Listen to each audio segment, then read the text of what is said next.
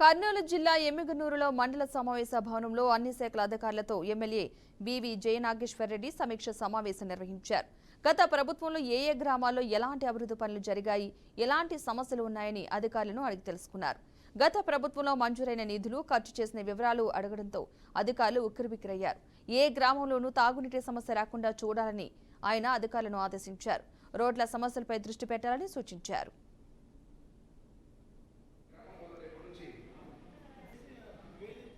పాలన ఈరోజు మీరు చూస్తే అత్యంత ముఖ్యమైనటువంటి మౌలిక సదుపాయాలు, తాగడానికి నీళ్లు, శుభ్రత, పరిశుభ్రత, ఏదైతే శానిటేషన్ గ్రామాల్లో, వీటన్నిటినీ మరిచిపోయి ఈ ప్రభుత్వం కేవలం ఊకదంపుడు ఉపన్యాసాలతోటి కాలం గడిపింది. ఆ కాలం గడిపిన దానికి ఈరోజు ప్రజలు బుద్ధి చెప్పి మళ్ళా కూటమి ప్రభుత్వాన్ని అధికారం తేవడం జరిగింది.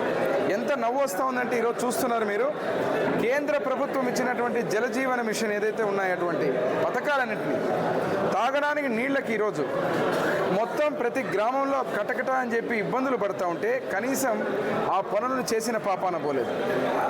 ఎక్కడ ఏ గ్రామానికి పోయినా ఒక చుక్క నీరు లేదు, ఒక ప్లానింగ్ లేదు. కనీసం ఆ నీళ్ళని ఎల్ఎల్సి ద్వారా తప్ప, అదే రకంగా ఇక్కడ సోర్స్ ద్వారా నీళ్ళని ఈరోజు ఏదైతే ఈ జలజీవన్ మిషన్ ద్వారా మనం చేయాల్సినటువంటి వర్కులని కనీసం ఒక ఆలోచన లేకుండా అన్నీ కూడా నిలిపివేసి కేవలం డబ్బులు దండుకోవడానికి ఇష్టం వచ్చినట్టు ఆ డబ్బులు చూస్తున్నారు మీరు. అసలు దేనికి పోయినాయి, దేనికి ఉన్నాయో అసలు సంబంధం లేని పరిస్థితుల్లో ఇష్టం వచ్చినట్టు